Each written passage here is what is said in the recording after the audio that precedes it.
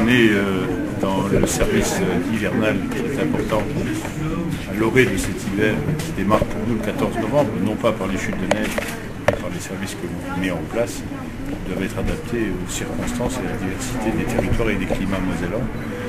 Et cela ensuite est accompagné à la fois d'une relation avec les services météo pour être informés des prévisions météorologiques afin de se mettre en ordre de bataille si cela était nécessaire. C'est les stocks de sel qu'on a essayé d'adapter aux circonstances en fonction de l'expérience qu'on a pu avoir l'année dernière avec un stock qui nous permet de vivre une année sans difficulté s'il doit y avoir une rupture de stock. C'est plus de 280 personnes qui sont mobilisées, des moyens en matériel également important, et puis le cadrage planifié de 3 niveaux d'itinéraire, niveau 1, 2 et 3, en fonction de la ressource et donc de la capacité de pouvoir soit transiter, soit desservir, soit de la proximité des infrastructures. Et puis c'est également lié ensuite à des sondes que l'on a mis en place sur les réseaux routiers pour constater le niveau d'hygrométrie, de la température et donc les éventuelles conséquences en matière de verglas.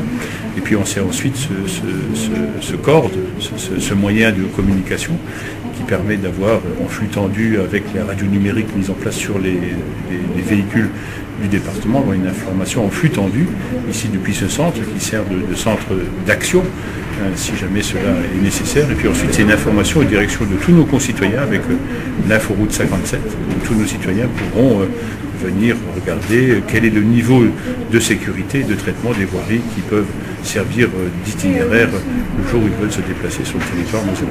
Alors il y avait différents niveaux. Il y avait le premier niveau, c'était celui du service. Le deuxième niveau qui était celui de l'organisation et de la coordination. C'est ce que nous faisons maintenant. Et puis je pense que nous avons pensé qu'il était indispensable de pouvoir donner l'information à l'ensemble des Mosellans qui en avaient besoin.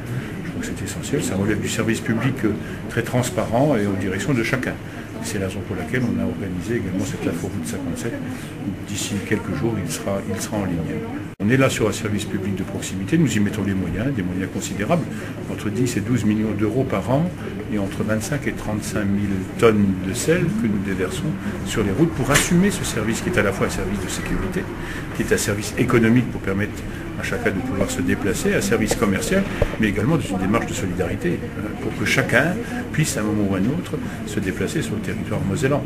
Et je suis convaincu qu'il faut qu'on ait cette démarche de transparence du service public qu'on met en œuvre en direction de chacun des territoires de Moselle et que chaque Mosellan puisse ensuite en disposer.